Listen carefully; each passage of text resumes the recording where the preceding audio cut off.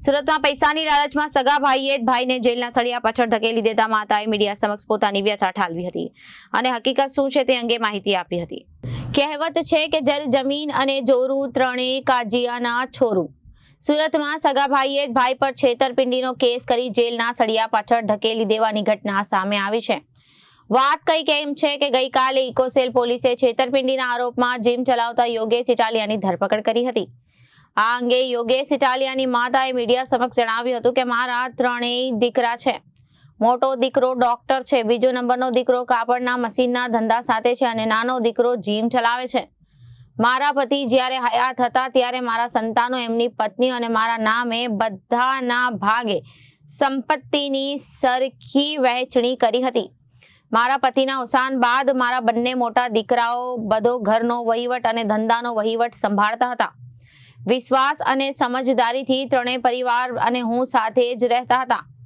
ત્યારબાદ થોડા મહિનો પહેલા મોટા બે ભાઈઓને સંપત્તિ અને ધંધાઓ હડપી લેવાનો વિચાર આવ્યો અને મને અને મારા નાના દીકરાની સંપત્તિ લઈ લીધી અને અમને અલગ કરી દીધા। હું હાલ મારા નાના દીકરા સાથે રહું છું।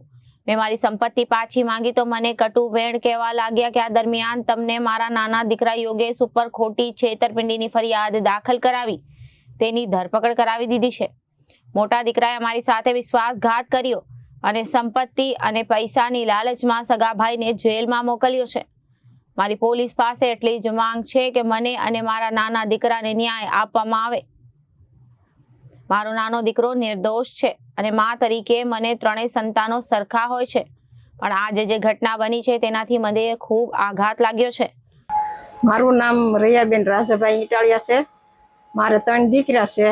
મોટા દીકરાનું નામ અમિતભાઈ, વસલા દીકરાનું નામ અનિલભાઈ, નાના દીકરાનું નામ યોગેશભાઈ। તો મારા અત્યાર સુધી સમજણના હિસાબે 45 વર્ષના થયા, 42 વર્ષના, 40 વર્ષના, ત્યાં સુધી હા પોતાને સમજણ હતી ત્યાં સુધી ભેગું રહ્યું। આ 6 મહિના થયા જુદું થઈ ગયું। પછી એકાબીજીને અત્યારે બે મોટા દીકરાને અમિતને અને અનિલને યોગેશ ઉપર વિશ્વાસ નથી ને વિશ્વાસઘાત કરી અને સવાર દિનો એને પકડાવી દીધો છે અને એને પૈસાના પાવરથી અને એની મિલકત વાલી લાગી। માં નથી વાલી લાગી, નાનો ભાઈ નથી વાલો લાગ્યો। મેં મોતિયાનું ઓપરેશન કરાવ્યું તો મારા 2 દીકરા મારી 2 મોટી હોવું મને 4 માંથી એક પૂછ્યું નથી। તો આ ડોશીની તો હું અધોગતિ એમ, ડોશી તો જાણી 3 પથરા મોટા કર્યા છે ને એવું લાગે ને। તો મને કાંઈક થાય, મારા દીકરાને પકડાવી લીધો છે આજ, તો મને કે એના બાયડી છોકરાને કાંઈક થશે તો જવાબદારી અમિતની ને અનિલની રહેશે અને માની જવાબદારી એની રહેશે। અને માને ભરણ પોષણ કરવાનો સમય આવ્યો તારે ખસી ગયા અને કેમ માને બોલાવતા નથી એમ, માએ એને કઈ રીતે મોટા કર્યા છે અને હવે એને કાંઈ દેવું જ નથી મારા નાના દીકરાને। મારા નાના દીકરાએ ઓલો આપણે રામો રાખેલોનું કામ કર્યું હોય એ જાતનું કામ કર્યું છે, તો અત્યારે એમ કે છે કે તે કાંઈ નથી કર્યું અને નથી દેવું, તો એને આ સવાર દીનો પકડાવી લીધો છે। સવારે 6:30 થી 6:45 સુધીમાં લઈ ગયા છે। તો મને કાંઈક થઈ જાય કે એને કાંઈક થઈ જાય તો જવાબદારી 2 મોટા ભાઈની અમિતની અને અનિલની રહેશે।